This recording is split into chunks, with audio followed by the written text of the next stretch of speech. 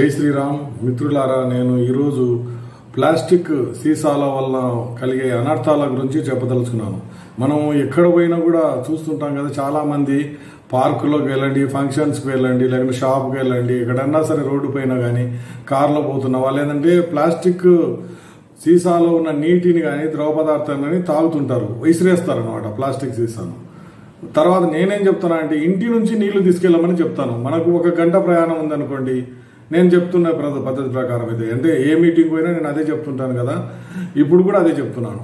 ఏంటి, మీరు 1 గంట ప్రయాణం ఉందనుకోండి, లేక 2 గంటల ప్రయాణం ఉందంటే దానికి అనుకూలంగా మనం నీళ్లను ఇంటి నుంచి తీసుకెళ్ళాలి. తర్వాత అక్కడ నింపుకోవచ్చు, ఎక్కడైనా సరిగా మనకు దగ్గరున్న ప్లేస్లో ఎక్కడైనా నీళ్లు దొరుకుతాయి. 5 రూపాయల లీటర్ అని అమ్ముతుంటారు కూడా. ఇప్పుడు ఫస్ట్ నేనేం చెప్తున్నాను, ఇది చూడండి, నేను నా దగ్గర ఉన్న సీసాలు చూపిస్తున్నాను కదా. ఇది ఏంటి, 1 గంట ప్రయాణం అనుకోండి, బయటికి పోతున్నాము, లేకపోతే 1 గంటన్నర 2 గంటలు, ఇటువంటి సీసాలో మనము నీళ్లు తీసుకెళ్ళాలి. తర్వాత మనం అంతకన్నా ఎక్కువ గంటల ప్రయాణం అనుకోండి, ఇదిగోండి, ఇది ఇటువంటిది, ఇంకా పెద్ద సీసాలో నీళ్లు తీసుకెళ్ళాలి, స్టీల్ ఇది అన్నమాట. మనకు ఏంటంటే మనం బయట ఉండే నీళ్ళని నమ్మొద్దు, ఎక్కడెక్కడ ఉంటాయి, కలుషితం అయిపోతాయి. మీరు సినిమా హాల్లో కానీ ఎక్కడైనా కూడా చాలా రోజుల నుంచి నిల్వ ఉన్న నీళ్ళు అవి. కాబట్టి మీరు ఎవరు కూడా బయట కొనొద్దు. అంటే మనకు ఎన్నో డబ్బులు, లక్షల రూపాయలు మనం ఎందుకు ఖర్చు పెట్టుకోవాలో చెప్పండి. దానికన్నా మన ఇంటి నుంచి నీళ్లు తీసుకెళ్ళచ్చు కదా. ఇంటిలో ఉన్న నీళ్ళ సీసాలే, ఇంట్లో ఉన్న నీళ్ళనే మనం సీసాలో నింపుకొని బయటికి వెళ్ళాలి. తర్వాత మీకు చల్ల నీళ్లు కావాలి, లేకుంటే గోరువెచ్చని నీళ్లు కావాలి మనం అనుకున్నప్పుడు ఒక ఫ్లాస్క్ను కొనుక్కోవాలి, ఇట్లా లీటర్ ఫ్లాస్క్ అనమాట. దీంట్లో నీళ్లు పోస్తే ఎట్లా ఉంటుందంటే, నీళ్ళు వేడి నీళ్లు వేడిగానే ఉంటాయి, చల్ల నీళ్లు చల్లగానే ఉంటాయి అనమాట. ఆ విధంగా మీరు ఆలోచన చేయండి. చల్లకాలం మీరు కావాలంటే గోరువెచ్చని నీళ్ళు తీసుకెళ్ళండి. అలాగే వేడి కాలం అనుకోండి, కొద్ది చల్లగా ఉన్న నీళ్ళు అంటే కుండలోటి కానీ ఇంకోటి ఫ్రిడ్జ్లోటి కానీ ఏదైనా సరే.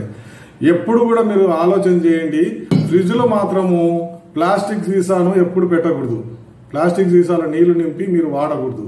అది చాలా గంటలు మీరు పెడతారు కదా, అప్పుడు ఆ ప్లాస్టిక్ పదార్థము సీసాలో కరిగిపోయి మీకే వెళ్తుంది, మీ జీర్ణాశయంలో. కాబట్టి మీకు ఎఫెక్ట్ ఇస్తుంది. దయచేసి మీరు ఆలోచన చేయండి, మీరు ఇంటి నుంచి నీళ్లు తీసుకెళ్లడం అలవాటు చేసుకోండి. అదే చాలా మేలు జరుగుతుంది, మీకు డబ్బులు మిగులుతాయి, ఆరోగ్యం కూడా ఉంటుంది. 2-3 నెలల క్రితం చూసింటారు, చిరుకూరు బాలాజీ దేవాలయం దగ్గర చాలా రష్ ఏర్పడింది అనమాట. పోయే దారిలో దేవాలయం దగ్గర వచ్చేటప్పుడు పోయేటప్పుడు వేల మంది. ఇది ఎందుకంటే అక్కడ గరుడ ప్రసాదం అని ఏదో పంచి పెడతారు. అక్కడ ఆ ప్రసాదం తీసుకుంటే వీళ్ళకి సంతానం లేని వాళ్ళకు సంతానం కలుగుతుందని ప్రచారం చేశారు. దాంతో ఈ హైదరాబాదు మరి చుట్టుపక్కల వాళ్ళంతా కూడా విపరీతంగా పోయినారు, కార్లు వెహికల్స్ అన్ని వేసుకొని. అంటే ఆ ప్రసాదము ఆడవాళ్ళు తినాలంట, ఆడవాళ్ళు తింటే వీళ్ళకి సంతానం కలుగుతుందని. నిజంగా అటువంటిది జరుగుతుందా అనేది ఎవరు ఆలోచించలేదు. ఏదంటే సంతానం లేదు, ఏదో ఒక మనకు ఆధారం దొరికింది అని చెప్పేసి అందరూ పరిగెత్తారు. అసలు సంతానం లేకపోవడానికి వాళ్ళ కారణం ఏంది అని వాళ్ళు ఆలోచించలేదు. ఏదో ఇంటి ప్రసాదం తీసుకుంటే బాగుంటుంది అనుకున్నది చాలా మంది పోయారు. దాని గురించి ఈరోజు నేను చెప్పదలుచుకున్నాను. మీకు తెలిసే ఉంటుంది, చాలా మంది చదువుకున్న వాళ్ళు ఏంటంటే విపరీతంగా ప్లాస్టిక్ నీళ్ళ సీసాలను వాడుతున్నారు. ప్లాస్టిక్ సీసాల్లో నిల్వ ఉంచిన పదార్థాలను వాళ్ళు పదే వాడుతున్నారు. వేడి పదార్థాలను ప్లాస్టిక్ కంటైనర్లో తీసుకెళ్లి తింటున్నారు. ఇంటి నుంచి హోటల్కి పోయేటప్పుడు ఏ విధమైన స్టీల్ కంటైనర్లు తీసుకెళ్లడం లేదు. వాళ్ళు ప్లాస్టిక్ దాంట్లోనే, అంటే సాంబార్ కానివని వేడి పదార్థాలన్నీ కూడా ప్లాస్టిక్ దాంట్లోనే తెచ్చి తింటున్నారు. దీని ఎఫెక్ట్ ఏంటి, ఇమ్యూనిటీ సిస్టమ్ పోతుంది, ఫెర్టిలిటీ ప్రాబ్లం వస్తుంది. మళ్ళీ తర్వాత బ్రాయిలర్ కోడిని కూడా విపరీతంగా తింటున్నారు చాలా మంది. అది కూడా సమస్యనే. బ్రాయిలర్ కోడిని తింటే మన ఇమ్యూనిటీ దెబ్బతింటు, బ్రాయిలర్ కానీ ఇంకోటి ఫామ్ కోడి కానీ. అంటే సహజంగా ఉన్నటువంటి మేక మాంసం కానీ సహజంగా దేశీ కోడి కానీ తింటే ఏం సమస్యలు రాలేదు. అప్పుడు ఏం కష్టపడకుండా ఇప్పుడు అన్ని ఏం చేస్తున్నారంటే ఇదే ఈ బిర్యానీలో కానీ ఎక్కడైనా కూడా మీరు చూడండి, ఆలోచన చేయండి. ఫంక్షన్స్లో పెద్ద ఫంక్షన్స్లో పోయినారంటే మీరు పెళ్లి కానీ ఏదైనా వేడుకలకు ఇదే బ్రాయిలర్ కోడి మాంసమే పెడతారు. బ్రాయిలర్ కోడి మాంసం తర్వాత ప్లాస్టిక్ డ్రమ్ములలో కానీ ప్లాస్టిక్ సీసాలో కానీ నీళ్ళు ఇచ్చేస్తారు. చిన్న మీటింగ్ ఏదైనా జరిగిందనుకోండి, అక్కడ కూడా ప్లాస్టిక్ సీసాలు ఇచ్చేస్తుంటారు అనమాట. కూల్ డ్రింక్స్ ఇచ్చేస్తారు. తర్వాత ఇప్పుడు మద్యం సారా సీసాలు కూడా ప్లాస్టిక్ దాంట్లోనే వస్తున్నాయంటే ఎక్కువ రోజులు నిల్వ ఉంటే ప్లాస్టిక్ ఈ సీసాల్లో ఎక్కువ రోజులు ఏ పదార్థమైనా సరే వేడిది కానీ చల్లది కానీ, చల్ల నుంచి వేడికి వస్తుంది, వేడి నుంచి చల్లగా అవుతుంది. ఈ లోపల ఏమవుతుందంటే ఆ ప్లాస్టిక్ కరిగి ఆ ద్రవ రూపంలో ఉన్న ఏదైనా ఆహార పదార్థం లోపలికి వెళ్ళిపోతుంది, మన శరీరంలోకి వెళ్ళిపోతుంది. మన మెటబాలిజం అంటే మన ఇమ్యూనిటీ సిస్టమ్ పోతుంది, తర్వాత ఫెర్టిలిటీ ప్రాబ్లం కూడా వస్తుంది. దానివల్లనే చాలా మందికి వేలకు లక్షల కోట్ల మందికి కూడా సంతాన సమస్య వస్తుంది. ఇప్పుడు అంటే మట్టి పాత్రలు వాడడం మనం మర్చిపోయినాము. తర్వాత రాగి, ఇత్తడి, ఇవన్నీ కూడా స్టీలు. ఇంటి నుంచి నీళ్లు తీసుకెళ్ళమని నేను ఏ మీటింగ్ అయినా సరే పిలిచేటప్పుడు అందరికీ చెప్తుంటాను, కింద మీరు ఇంటి నుంచి నీళ్ళ సీసాతో రండి, మీరు మీ నీళ్లు మీరే తెచ్చుకోవాలి అని. కానీ ఎవరు వింటారు చెప్పండి? పైన అపార్ట్మెంట్ నుంచి పైనుంచి కిందికి వచ్చే లోపలనే అంటే 2 నిమిషాల ప్రయాణమే వాళ్ళకు. కిందికి వస్తారు, కింద మీటింగ్లో ప్లాస్టిక్ సీసాలు అంటే నీళ్ళ సీసాలు ఎన్ని రోజుల నుంచో అవి నిల్వ ఉంటాయి. నెల ఉండొచ్చు, 2 నెలలు ఉండొచ్చు. కూల్ డ్రింక్స్ కూడా అంతే, నెల ఉండొచ్చు, 2 నెలలు, 3 నెలలు ఉండొచ్చు. అదంతా కూడా కూల్ డ్రింక్ లోకి అంటే మన ప్లాస్టిక్ సీసాలో ఉండే కంటెంట్ అంటే బిస్ఫనాల్ ఏ, అది గుర్తుపెట్టుకోండి. BPA బిస్ఫనాల్ ఏ అనే పదార్థం ఉంటుంది.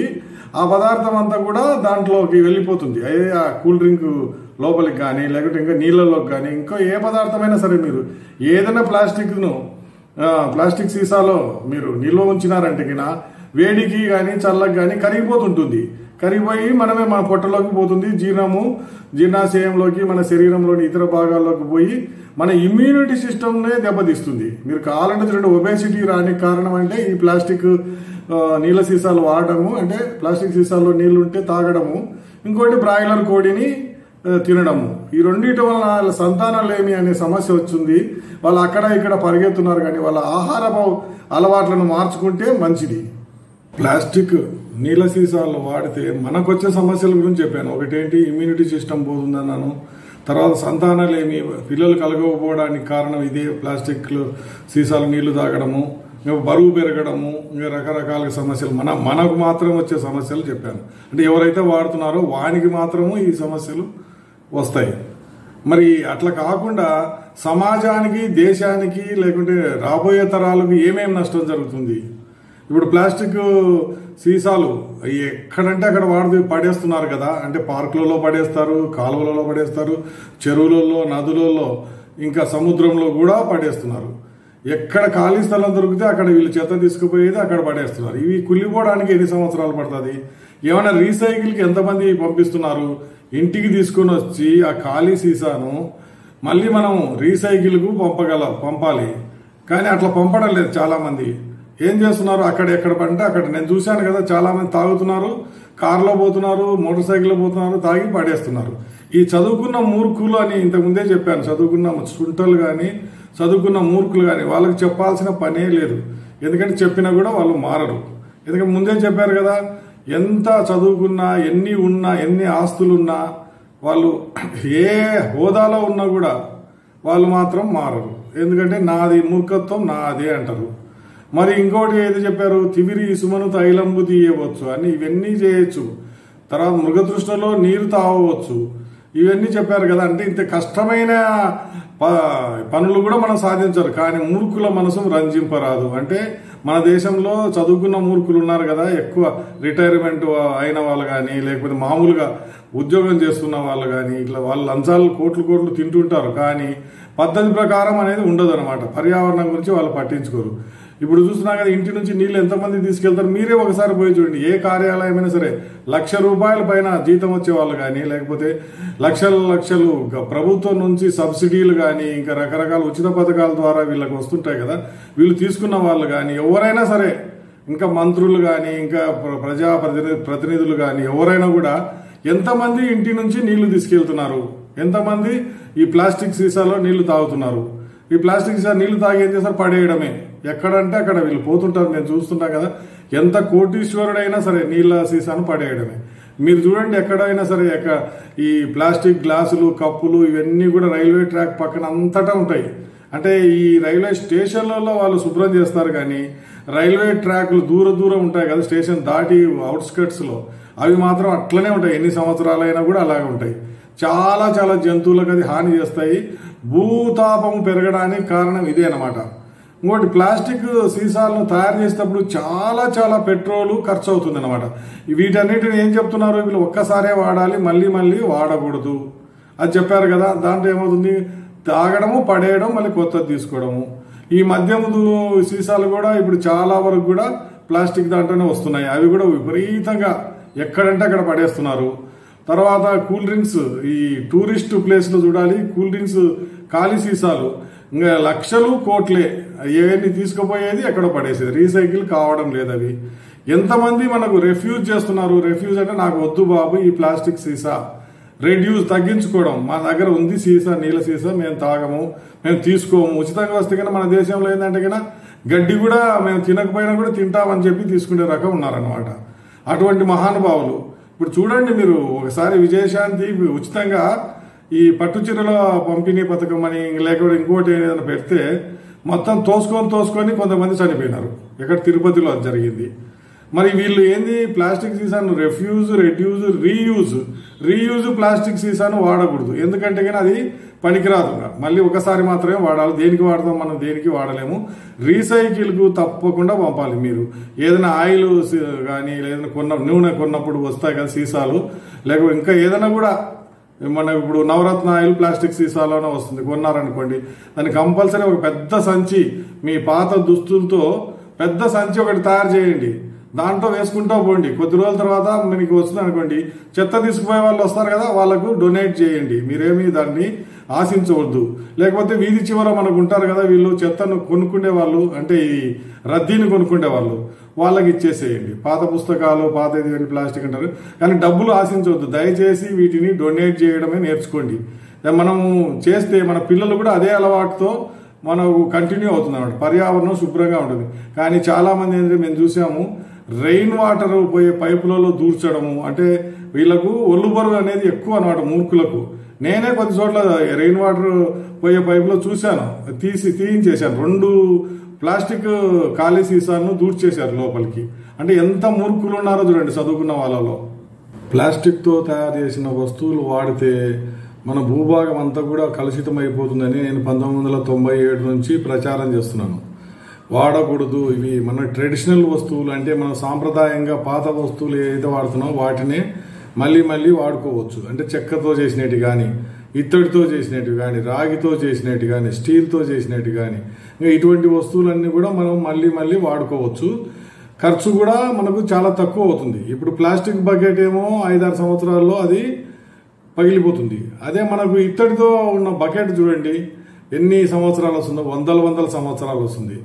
మీరు ఇప్పుడే కాదు ఎప్పుడైనా సరే, ఇప్పుడు 3-4 నెలల కిందట నేను చేసిన వీడియో కానీ ఏదైనా చూడండి. నా పక్కలో ఇక్కడ చూడండి, ఇక్కడ నీళ్లు నేను తాగనీకి ఇత్తడి పాత్రలో ఉన్న నీళ్ళే తాగుతానన్నమాట. అంటే దానికి ఇప్పుడు నేను ఈ వీడియో కోసమని ఇక్కడ పక్కన పెట్టలేదు. ప్రతి వీడియోలో కూడా ఇలాగే ఉంటుంది. మీరు కావాలంటే పాత వీడియోలు చెక్ చేసుకొని కూడా చూడండి. ఇప్పుడు ఎందుకు నేను ఈ విధంగా చేస్తున్నాను 1997 నుంచి అంటే, మన భూభాగాన్ని మనమే రక్షించుకోవాలి. అంటే ఈ దేశం నాది కాదు అని కొందరు అనుకుంటారు కదా, కానీ నేనేమనుకుంటున్నాను, ఈ దేశం నాది. నేనేదో డబ్బులు ఇస్తే మతం మారి దేశానికి వ్యతిరేకంగా మాట్లాడము, ఇవన్నీ కూడా అది సుంటలు చేసే పని. అటువంటి పని కాదు మనం చేయాల్సింది. మన దేశానికి ఏం చేయగలం, మనము చుట్టూ ఉన్న వాళ్ళ కోసం ఏం చేయగలము, మనము సమాజానికి నెక్స్ట్ రాబోయే తరాలకు ఏం చేయగలం, ఇది ఆలోచన చేసే కరపత్రాలు, పోస్టర్లు, స్టిక్కర్లు స్కూళ్లకు, కాలేజీలకు పోయి ఇదంతా చెప్తున్నాను. మరి మీరు కూడా ఆలోచన చేయండి. దీంట్లో మన కొద్ది మందైనా మన వాళ్ళు ఉంటారు కదా, కొద్దిగా తెలివిన్న వాళ్ళు కొద్దిగా ఆలోచన చేయాలి. ఇది దేశం మనది, మనం ఏ విధంగా దేశాన్ని కాపాడుకోవాలి. ఒకప్పుడు అందంగా ఉండే ప్రదేశాలు ఉంటాయి, ఇప్పుడు ఏమైంది, అవన్నీ కూడా ప్లాస్టిక్ చేతులతో నింపేశారు. ఇప్పుడు మున్సిపాలిటీ వాళ్ళు ఏంది, కోట్ల రూపాయలు ఖర్చు పెట్టి ఎకరాలు కొనుక్కొని దాంట్లో చెత్తను, మున్సిపాలిటీ చెత్తను అంతా పడేస్తున్నారు.